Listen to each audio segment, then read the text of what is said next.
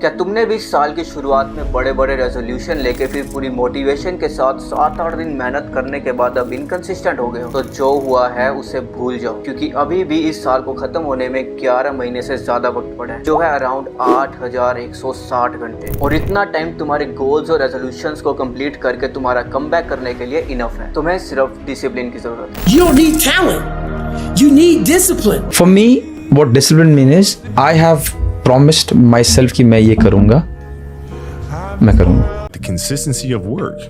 Monday, get better. Tuesday, get better. Wednesday, get better. यही वही होता है जो रात दिन अपने को कूड़ा कर दे, मेहनत करके अपने को कूड़ा कर दे, वही हीरा बन के चमक जाता है। अब देखो यार, तुम कितनी भी प्लानिंग कर लो, कितनी भी बुक्स पढ़ लो, कितनी भी यूट्यूब वीडियोस देख लो, लेकिन अगर तुम यहाँ से यहाँ तक पहुँचने के लिए ये रिक्वायर्ड एफर्ट पुट नहीं करोगे तो तुम कभी भी यहाँ तक पहुँच नहीं पाओगे। क्योंकि यहाँ से यहाँ तक पहुँचने का जो ये ब्रिज है ये सिर्फ एक ही है और वो है डिसिप्लिन। सोचो अगर यंग विराट कोहली भी तुम्हारी तरह साल की शुरुआत में बस रेजोल्यूशन लेता और बस 1-1.5 हफ्ता मेहनत करने के बाद इनकंसिस्टेंट हो जाता, तो क्या वो द किंग विराट कोहली बन पाता? देखो, विराट कोहली किंग कोहली इसीलिए है क्योंकि उन्होंने बड़े बड़े मैचेस में कंसिस्टेंटली एक्सेप्शनल परफॉर्मेंस दी है, जिसका कारण है उनका स्ट्रॉन्ग माइंडसेट, डिसिप्लिन और हार्ड वर्क। अब देखो, डिसिप्लिन ना कोई भी ऐसी गॉड गिफ्टेड चीज या फिर नेचुरल एबिलिटी नहीं है कि सिर्फ कुछ ही लोगों में होती है। It is totally a skill जिसे कोई भी डेवलप कर सकता है। अब मैं भी अपने जान पहचान के लोगों में सबसे ज्यादा आलसी और डिस्ट्रैक्टेड पर्सन हुआ करता था, लेकिन जब मुझे ये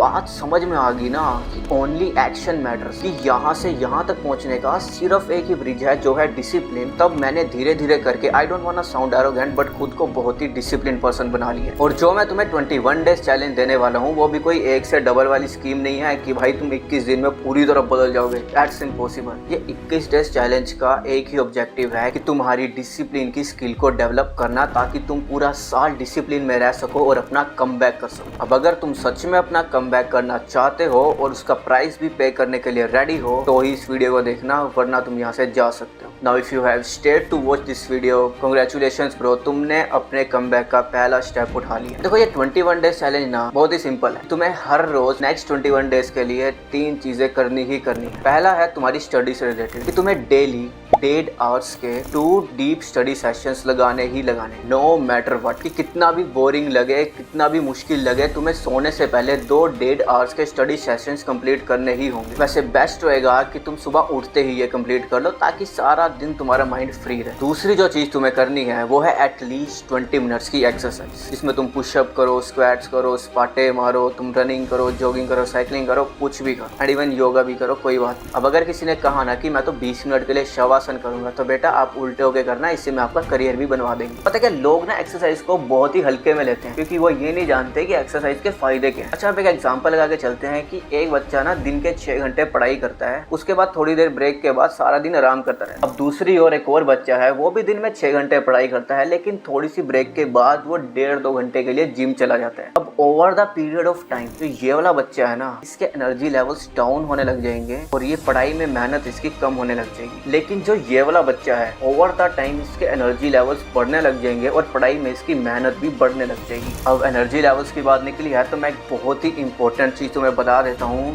कि exercise is just 30%, your diet is 70%। If I go home, I feel like eating something which I crave, I'll eat it, but then I'll make sure I'm in the gym in the afternoon or the evening, working twice as hard. But then if you eat it and then you don't work hard, that becomes a problem. अब अगर तुम daily exercise करो लेकिन साथ में कुछ गंद भी खा लो तो एक्सरसाइज करने का कोई फायदा नहीं है। तो एक्सरसाइज के साथ साथ अपनी क्लीन डाइट पे भी फोकस रखना। अब जो ये लास्ट वाला टास्क है, इसमें जो भी तुम्हें करना है, it completely depends upon you. इस टास्क का ऑब्जेक्टिव है तुम्हें मेंटली स्ट्रॉन्ग बनाना। अब इसके लिए तुम मेडिटेशन कर सकते हो, कोल्ड शावर ले सकते हो, तुम बुक्स पढ़ सकते हो और ज्यादा एक्सरसाइज कर सकते हो, बट मेरे एक्सपीरियंस के हिसाब से द बेस्ट वे इज कि भगवत गीता में जो भी उपदेश दिए गए हैं उसे अपनी लाइफ में अप्लाई करना। मनुष्य का ये कर्तव्य है कि वो अपना पतन न होने दे और स्वयं ही अपना उद्धार करे।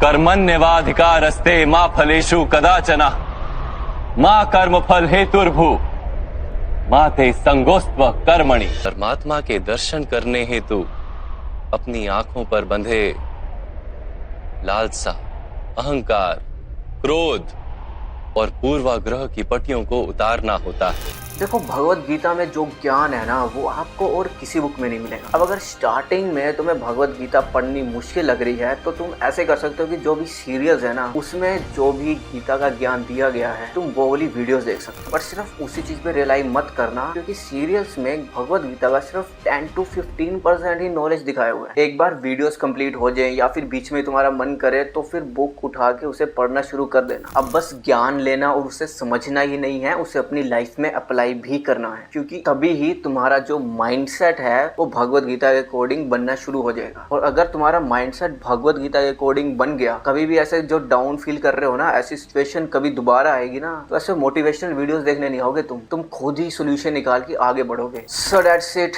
और अब कल का वेट नहीं करना, फटाफट वीडियो पे Day 1 चैलेंज कमेंट करके अभी से ही ये चैलेंज करना शुरू कर दो। और अगर वीडियो बढ़िया लगी तो वीडियो को लाइक करके चैनल को सब्सक्राइब कर देना। मैं तुमसे मिलता हूँ बाद में।